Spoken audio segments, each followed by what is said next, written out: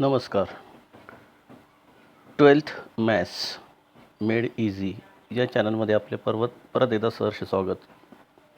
आज आपण इंटिग्रेशन या चॅप्टरमधल्या एक्झरसाइज 3.2 ए आणि बी मधली काही सम बघणार आहोत.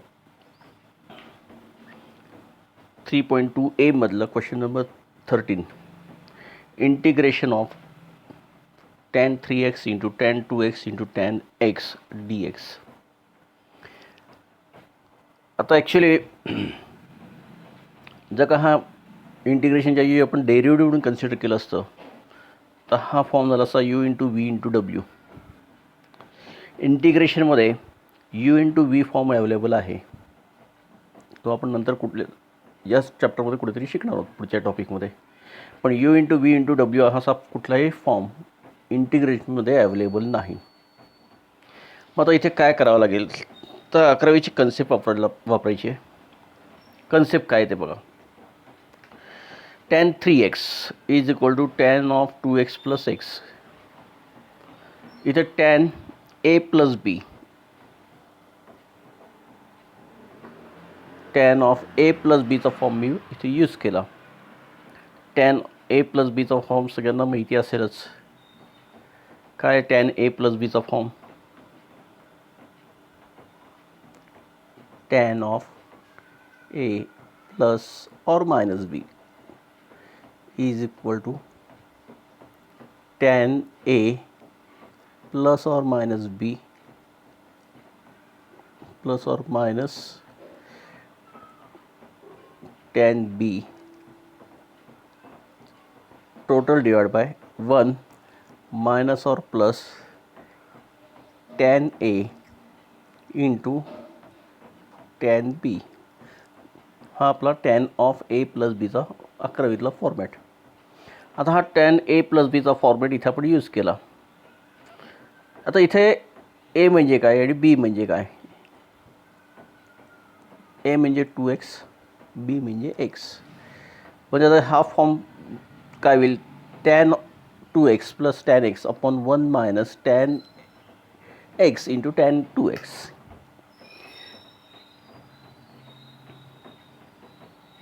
आता हा जो डिनॉमिनेटर आहे पूर्ण हा याला इकडे शिफ्ट केलं मल्टिप्लायला, तर tan 3x minus tan 3x into bracket 1 minus tan 2x into tan x is equal to इकडचा राईट साईडचा न्यूमरेटर तसंच राहील tan 2x plus tan x. Bracket open केला तर tan 3x minus tan 3x into tan 2x into tan x which is equal to tan 2x plus tan x. आता आपल्याला करायचं आहे काय? हा जो निगेटिव्ह पार्ट आहे हा ट्रान्सफर करायचा आहे राईट साईडला. हा राईट साईडचा दोन्ही टर्म्स आहेत ते आपल्याला शिफ्ट करायचे आहेत लेफ्ट साईडला. ओके, पोझिशन इंटरचेंज करून टाकायची. तर लेफ्ट साईड होईल tan 3x. ह्या दोन्ही प्लस टर्म्स आहेत, या दोन्ही प्लस टर्म अपोजिट साईडला ज्यावेळेस जातील त्यावेळेस ते होतील minus tan 2x minus tan x is equal to हा लेफ्ट साईडचा निगेटिव्ह टर्मचा पार्ट जो आहे पूर्णपणे राईट साईडला गेल्यानंतर पॉझिटिव्ह होईल tan 3x into tan 2x into tan x. म्हणजेच थोडक्यात आपल्याला जे काही इंटिग्रेशन काढायचं आहे त्याचा जो दिलेला पार्ट आहे tan 3x into tan 2x into tan x ह्याच्या जागी आता आपण इंटिग्रेशनमध्ये ह्या 3 टर्म्स वापरू शकतो. थोडक्यात प्रॉडक्ट जो होता हा जो प्रॉडक्ट होता प्रॉडक्ट फॉर्ममध्ये होता तो काय झाला आहे? Addition subtraction form. ओके, म्हणजे you into v into W हा जो फॉर्म होता तो आता निघून गेला. आता इथे यू प्लस व्ही किंवा यू मायनस व्ही अशा प्रकारचा फॉर्म तयार झाला. आता आपण इंटिग्रेशन घेतलं tan of 3x minus tan 2x minus tan x. प्रत्येक टर्मचं इंटिग्रेशन सेपरेटली घेतलं. Integration of tan 3x dx minus integration tan 2x dx minus integration tan x dx. टॅनचं इंटिग्रेशन काय? Log of mod of sec x. परंतु इथे 3x आहे, तर log of mod of sec 3x upon 3 coefficient of x goes to denominator. हे कायम लक्षात ठेवायचं. इथे log of sec of 2x divided by 2 आणि इथे सिंगल 1 आहे, त्यामुळे इथे खालती अपॉन 1 लिहिला नाही लिहिला तरी काही फरक पडत नाही. Plus C. This is the final answer. बघा एका सममध्ये आपण काय काय कन्सेप्ट यूज केल्या. या सममध्ये आपण कन्सेप्ट यूज केली. पहिली ती टॅन ऑफ ए प्लस बी हा फॉर्म इथे यूज केला. म्हणजे दिलेला सम जे होतं ते प्रॉडक्ट ऑफ 3 टर्म्स होते, टॅनच्या 3 पार्ट्स होते. आपण त्याला कन्वर्ट केलं ॲडिशन सबट्रॅक्शन फॉर्ममध्ये, कारण इंटिग्रेशनमध्ये यू इंटू व्ही अवेलेबल आहे, पण यू इंटू व्ही इंटू डब्ल्यू अवेलेबल नाही. Okay, u plus v available आहे, यू मायनस व्ही अवेलेबल आहे, पण यू इंटू व्ही इंटू डब्ल्यू अवेलेबल नाही. म्हणून प्रॉडक्टला आपण कन्वर्ट केलं product as addition or subtraction. Okay, पूर्णपणे 11वीचा बेस होता. सगळ्यात शेवटी फक्त इंटिग्रेशनचा. ॲक्च्युली हे इंटिग्रेशन 11वीच्या एक्झरसाईजमध्ये पण आहे, tan 3x dx कसं काढायचं ते. ओके, म्हणजे पूर्णपणे 11च्या बेसवरती हे सम आपण सॉल्व केलं. तर पुढचं सम बघूया. एक्स काय झूम लव करतो ते. पुढचं सम क्वेश्चन नंबर 16 त्याच एक्झरसाईजमधला. Integration of sine 6x divided by sine 10x into sine 4x. आता इथे डेरिव्हेटिव्ह असतं तर कुठला फॉर्म्युला असता. डेरिव्हेटिव्हसाठी हा फॉर्म्युला असता you upon V into W. पण इंटिग्रेशनमध्ये यू अपॉन व्ही अवेलेबल नाही आहे. प्रॉब्लेम लक्षात आला आहे. आणि डिनॉमिनेटरमध्ये परत 2 टर्म्सचं 2 पार्ट्सचं मल्टिप्लिकेशन हे आता आपल्याकडे अवेलेबल नाही, डायरेक्ट अवेलेबल नाही. म्हणजे आपल्याला इथे काहीतरी चेंजेस करावे लागतील, ॲडजस्टमेंट करावे लागतील. ओके, आता सिमिलरिटी काय आहेत आणि डिफरन्सेस काय आहेत या पार्ट्समध्ये ते बघू. साईन साईन साईन म्हणजे न्यूमरेटरमध्ये आणि डिनॉमिनेटरमध्ये दोन्ही ठिकाणी साईन हे फंक्शन आहे. This is a similarity. Differences काय आहेत. न्यूमरेटरमध्ये अँगल आहे 6x, डिनॉमिनेटरमध्ये एका फंक्शनला हे 10x आणि दुसऱ्या फंक्शनचा आहे 4. ओके, मग या डिफरन्सेसमध्ये काही रिलेशन लागेल का हे पहिल्यांदा बघा. 6x 10x 4x 10x minus 6x 10x minus 6x which is 10x minus 4x is equal to 6x. म्हणजे न्यूमरेटरचा जो अँगल आहे तो डिनॉमिनेटरच्या 2 अँगलच्या डिफरन्स एवढा आहे. हे लॉजिक आता आपल्याला इथे वापरायचं आहे. मग आता इथे काय करू शकतो आपण. 6x जो आहे तो आपण रिप्रेझेंट करू शकतो 10x मायनस 4x. म्हणजे sine of 10x minus 4x हा न्यूमरेटर झाला divided by sine 10x into sine 4x तसाच ठेवला. आता इथे sine of A plus B format वापरायचं आहे. साईन ए प्लस बी कडे इथे ए minus B.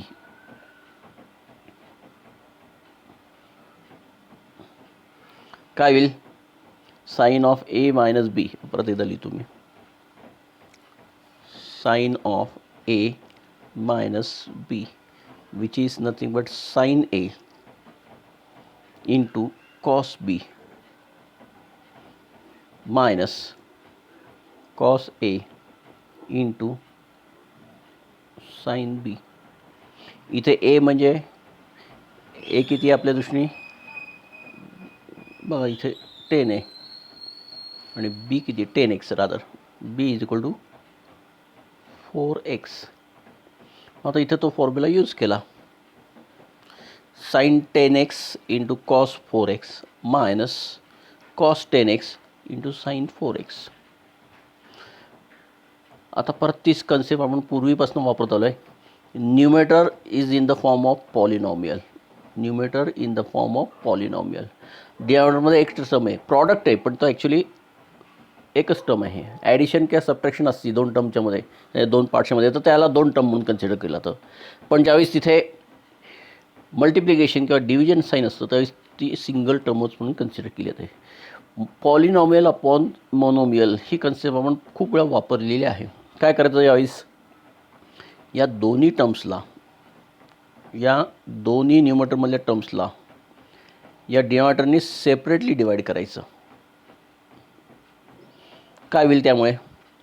Integration of sign 10x into cos 4x divided by sine 10x into sine 4x dx minus integration cos 10x into sine 4x divide bye sine 10x into sine 4x dx. आता काय होईल याच्यामध्ये? हा sign 10x हा sign 10x पहिल्या इंटिग्रेशनमध्ये जाईल. इथे काय होईल? हा साइन 4x आणि हा साइन 4x कॅन्सल होईल सेकंड इंटिग्रेशनमधून. कॉस अपॉन साइन म्हणजे कॉट 4x पहिलं इंटिग्रेशन. दुसरं इंटिग्रेशन कोणाचं होईल? कॉस अपॉन साइन म्हणजे कॉट 10x. कॉटचं इंटिग्रेशन आपल्याला माहिती आहे log of mod of sine. इथे अँगल मात्र अँगल किती आहे? 4x आहे. त्या डिनॉमिनेटरमध्ये 4 येणार कोइफिशियंट ऑफ x. इथे अँगल कॉटचा किती आहे? 10x म्हणजे 10 हा एक्सचा कोइफिशियंट आहे म्हणजे तो सुद्धा डिनॉमिनेटरमध्ये इंटिग्रेशनच्या वेळेस येणार. ओके. त्यामुळे हे सुद्धा खूपसं आपण 11वीच्या बेसवरतीच लढवलं. साइन ऑफ a मायनस बी हा फॉर्मॅट इथं यूज केला.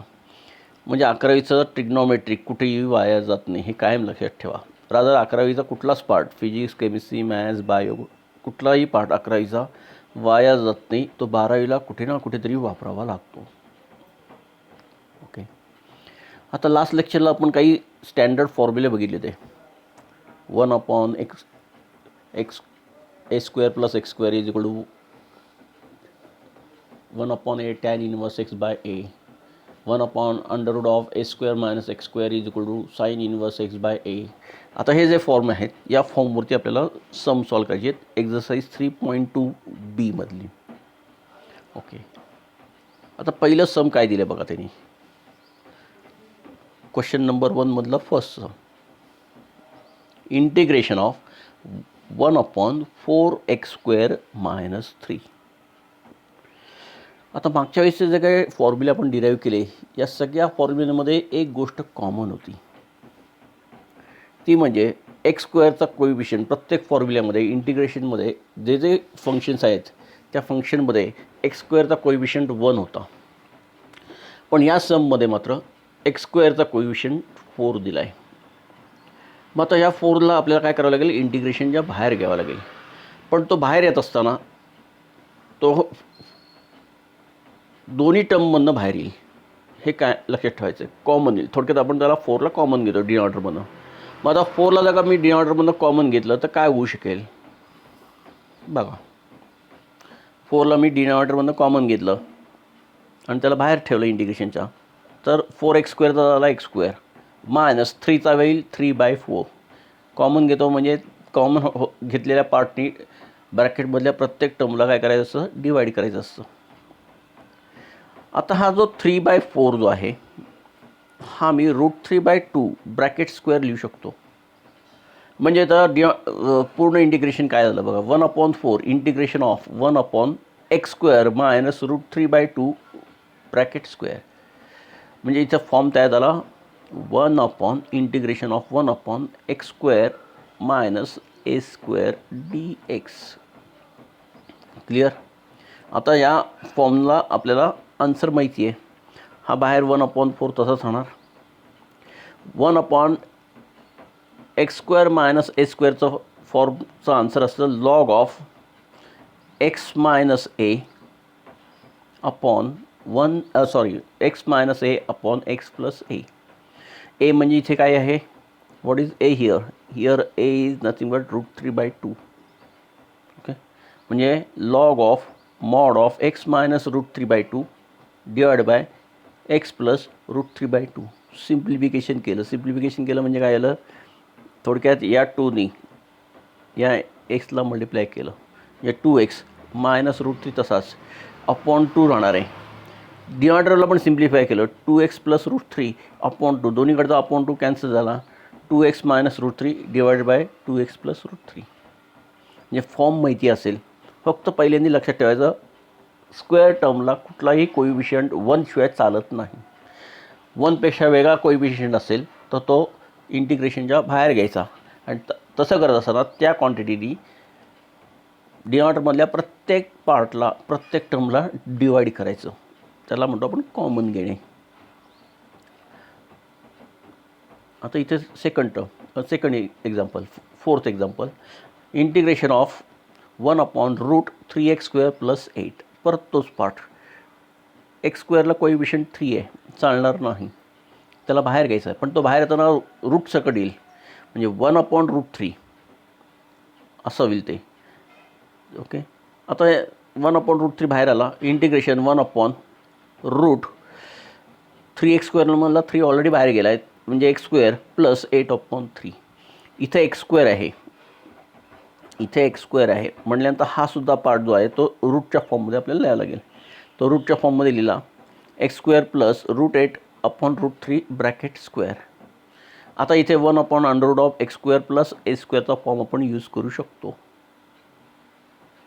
काय तो फॉर्म? हा 1/√3 तसाच log of x plus √x² + a². Clear? त्यामुळे फॉर्म माहिती असेल तर कुठलाही सम व्यवस्थित लिहिता येतो. x² कोइफिशियंट 1च पाहिजे, तो अदर दॅन 1 असेल तो इंटिग्रेशनच्या बाहेर घ्यायचा आणि तेवढ्या क्वांटिटीनी त्या डिनॉमिनेटरमधल्या प्रत्येक टर्मला डिवाईड करायचं. हे जर का व्यवस्थित केअरफुली बघितलं आणि फॉर्म पाड असेल तर कुठलंही सम तुमचं इथे अडत नाही. पुढचं सम, integration of √9x/9 - x dx, 9 + x/9 - x dx. आता हे सम वेगवेगळ्या मेथडनी सॉल्व करता येईल. मी वेगळी मेथड घेतली, मी याच्यात ट्रिग्नोमेट्रिकचं सबस्टिट्यूशन यूज केलं आहे. तुम्ही वेगळ्या मेथडने करू शकता. एखादी मेथड लेंदी असते, एखादी मेथड शॉर्ट असते. ओके, आता मी इथे एक्सला काय केलं आहे, 9 cos 2θ वापरला. आता 9 cos 2θ का वापरला, तर एक्सच्या शेजारी प्लसला कोणी 9 आहे, म्हणजे माझ्या सबस्टिट्यूशनमध्ये 9 हा यायलाच पाहिजे, हे नक्की झालं. इथे 9 असल्यामुळे म्हणजे एक्सचा शेजारी कोण आहे 9, म्हणजे माझ्या सबस्टिट्यूशनमध्ये एक्सला मी ज्यावेळी सबस्टिट्यूट करेन त्यावेळेस मला 9चा उपयोग करावाच लागेल. 9 cos 2θ. दोन्हीकडचं डेरिव्हेटिव्ह घेतलं dx, 9 तसाच, कॉसचं डेरिव्हेटिव्ह मायनस साईन 2θ आणि 2θचं डेरिव्हेटिव्ह 2, 9 × 2 म्हणून तो 18 घेतला इथे. देअरफॉर आता इथे थिटाला मी पण तयार करून गेला. What is x = 9 cos θ. 9ला इकडे नेलं म्हणजे x/9, कॉसला इकडे नेलं कॉस इनवर्स आणि 2ला इकडे, तर थिटा झाला माझा 1/2 cos इनवर्स x/9. आता या सगळ्या सबस्टिट्यूशन मी दिलेल्या सममध्ये यूज केल्या. इंटिग्रेशन √9 + 9 cos 2θ / 9 - 9 cos 2θ इंटू dxच्या जागी, हा dxच्या जागी पार्ट आला, -18 sin 2θ dθ. आता सिम्प्लिफिकेशन काय होतं त्याला, न्यूमरेटरमध्ये आणि डिनॉमिनेटरमधून 9 कॉमन गेला, तो कॅन्सल आउट होईल. 1 + cos 2θ / 1 - cos 2θ इंटू -18 sin 2θ तसाच. 1 + cos θ, 1 + cos 2θ = 2 cos स्क्वेअर θ. हे कायम लक्षात ठेवायचं. 1 + cos 2θ = 2 cos स्क्वेअर θ. आणि हेच 1 -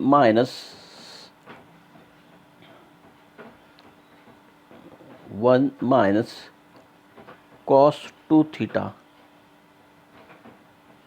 = 2 sin स्क्वेअर θ. 11वीचं हे बेसिक फॉर्म्युले ट्रिग्नोमेट्रिकवाले ते इथे यूज केले. म्हणजे न्यूमरेटर झाला 2 cos स्क्वेअर θ, डिनॉमिनेटर झाला 2 sin स्क्वेअर θ. 2ला 2 कॅन्सल होईल, कॉस अपॉन साईन म्हणजे कॉट स्क्वेअरचा अंडररूट कॉट, इंटूचा पार्ट तसाच आहे, म्हणजे कॉट θ इंटू. आता इथे परत 11वीचा पार्ट वापरला. साईन 2θ म्हणजे 2 sin θ इंटू कॉस θ. जो 2 आहे तो 18ला मल्टिप्लाय करेल, त्यामुळे तो -36 sin θ इंटू कॉस θ. कॉटला सिम्पल रेशोमध्ये कन्वर्ट केलं. कॉट म्हणजे काय, कॉस अपॉन साईन. त्यामुळे झालं काय, हा एक साईन निघून गेला, वरती राहिलं कॉस स्क्वेअर θ आणि हा -36 बाहेर आहेच आहे. कॉस स्क्वेअर पॉवर 2 आहे, चालणार नाही, पॉवर कमी करायला लागेल. मग काय करावं लागेल, मग अशी आपण तो फॉर्म्युला बघितला, 1 plus cos 2 theta, 1 plus cos 2 theta is equal to 2 cos square theta. तो 2ला इकडे डिवाईडला आणलं, कॉस स्क्वेअरच्या जागी मी लिहू शकतो 1 प्लस कॉस 2 थिटा अपॉन 2. हा 2 36ला डिवाईडला पाठवून दिला बाहेर. आन्सर आलं -18 -18 integration of 1 plus cos 2 theta. प्रत्येकाचं सेपरेट इंटिग्रेशन घेतलं, -18 इंटू ब्रॅकेट 1चं इंटिग्रेशन थिटा, कारण आपण विथ रिस्पेक्ट टू थिटा घेतो आहे, आणि कॉसचं इंटिग्रेशन साईन, पण इथे अँगल 2 थिटा आहे म्हणून डिवायडेड बाय 2 यायलाच पाहिजे. ओके, आता आपल्याला रिसबस्टिट्यूट करायचं. What is theta? Theta is nothing but cos 1/2 cos inverse x/9. पण आपल्या शेजारी साईन 2 थिटा पण आहे. कॉस 2 थिटाची व्हॅल्यू होती x/9. कॉस थिटा आपला काय आहे x/9. मग साईन 2 थिटाचं व्हॅल्यू काय होईल? √1 minus cos square 2 theta. Substitute केलं, आन्सर आलं sine 2 theta is equal to √81 minus x square divided by 9. ही व्हॅल्यू जी आहे, ही जी व्हॅल्यू आहे ती इथे यूज केली, म्हणजे फायनल आन्सर आपलं बघा काय आलं. हो,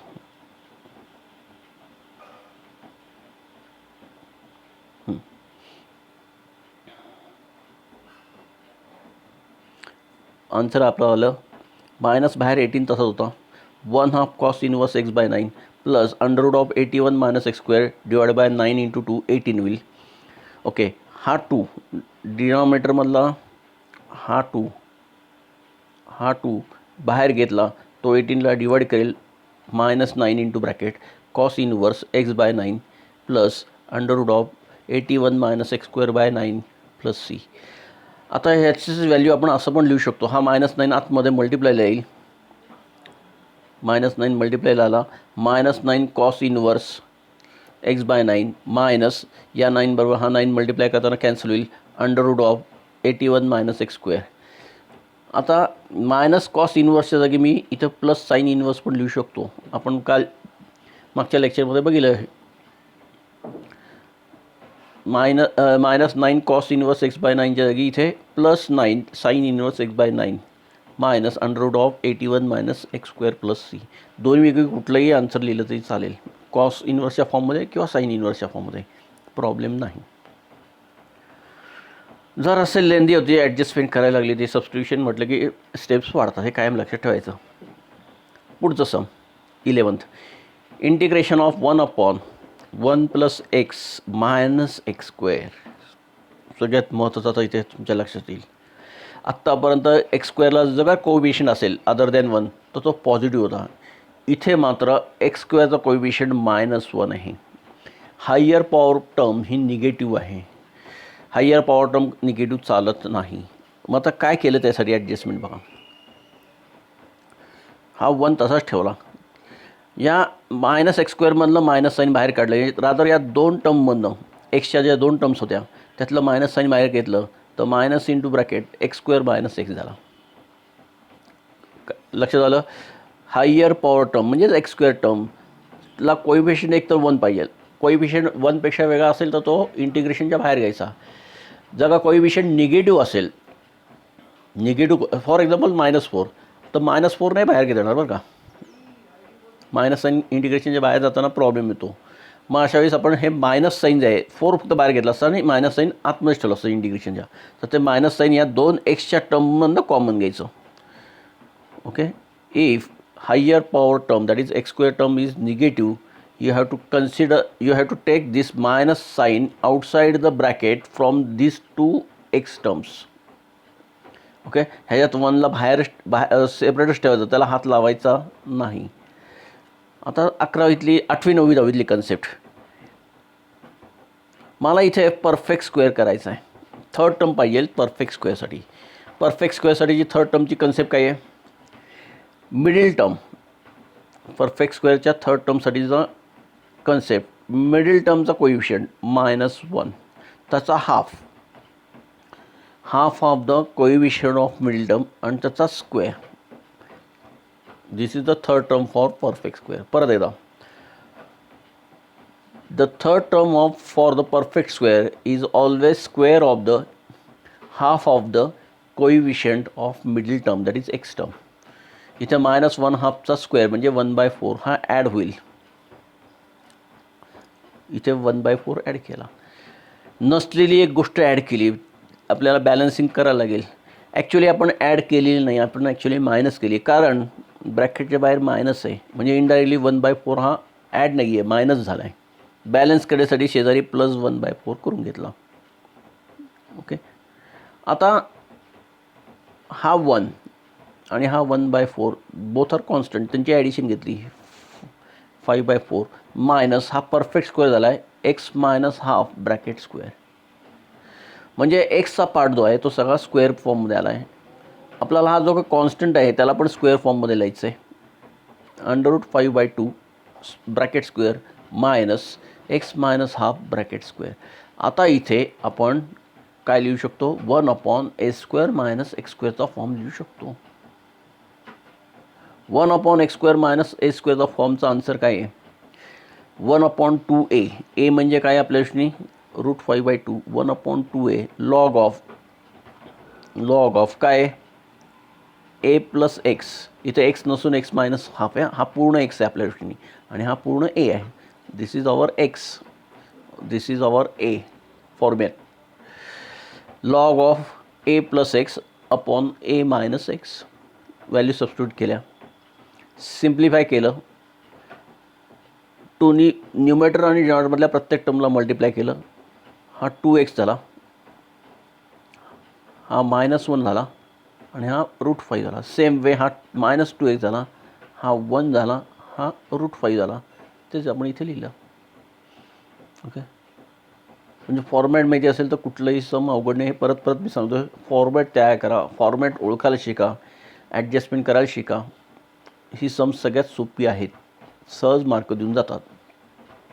पुढचं सम, इंटिग्रेशन ऑफ 1/√8 - 3x + 2x². परत x² टर्मला कोइफिशियंट 2 आहे, पण तो अंडररूटमध्ये बाहेर येताना 1/√2 बाहेर येईल. पण बाहेर येताना तो नुसता बाहेर येणार नाही, तो आतल्या प्रत्येक टर्मला डिवाईड करेल. त्यामुळे इथे काय झालं आहे बघा, 8चा झाला 4, -3चा झाला -3/2x + x². ओके. आता हे परत रिराईट करून घेतलं, x² - 3/2x. परफेक्ट स्क्वेअरसाठीची थर्ड टर्म, मगाचीच कन्सेप्ट काय, square of the half of the coefficient of middle term. Okay. Middle term काय -3/2, त्याचा हाफ म्हणजे हा -3/4 त्याचा स्क्वेअर म्हणजे 9/16 ॲड केला आणि शेजारी लगेच मायनस करून टाकला. ॲडजस्टमेंट लगेच तिथले जस्टिफाय बॅलन्सिंग करून टाकायची. बॅलन्सिंग नाही केलं तर सगळं चुकत जाईल. बॅलन्सिंग फार महत्त्वाचं आहे.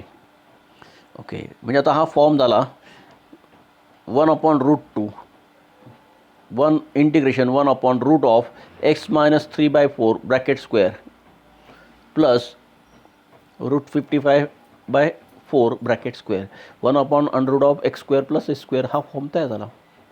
काय त्या फॉर्मचं फॉर्मॅट, बाहेर 1/√2 तसाच, log of mod of x. आता this is our x, linear form आहे, आणि this is our a, x + √a², x² + a². तो परत तसंच लिहून ठेवला, जो मगाशी होता, मगाच्या स्टेपला जे होतं तेच इथे परत लिहून टाकलं.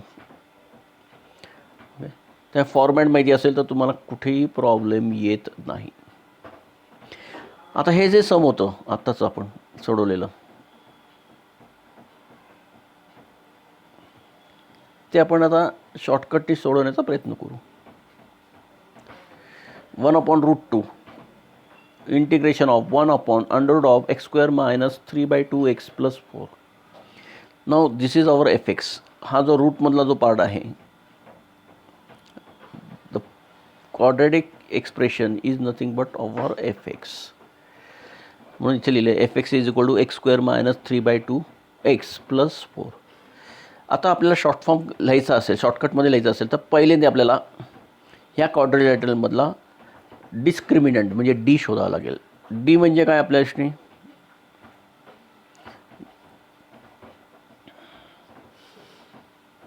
डी म्हणजे b square minus 4ac. D is nothing but b square minus 4ac. What is a? A is nothing but coefficient of x square term. B is nothing but the coefficient of x term. C is which is always constant. इथे ती value होते -55/4 which is less than 0 negative. मग त्यासाठी formula काय आहे, शॉर्टकटचा format काय तो बघा. Wien discriminant D is less than 0 that is negative 1/2 तसाच जे काय असेल ते बाहेर log of f'(x + √f(x). This is a shortcut. Okay, 1/√2 तसाच लॉग ऑफ f'(x). ओके, आता f'(x) म्हणजे काय, हे जे फंक्शन आहे ह्याचा derivative. x² derivative 2x minus 3/2चा डेरिव्हेटिव्ह 3/2x डेरिव्हेटिव्ह मायनस 3/2 बरोबर.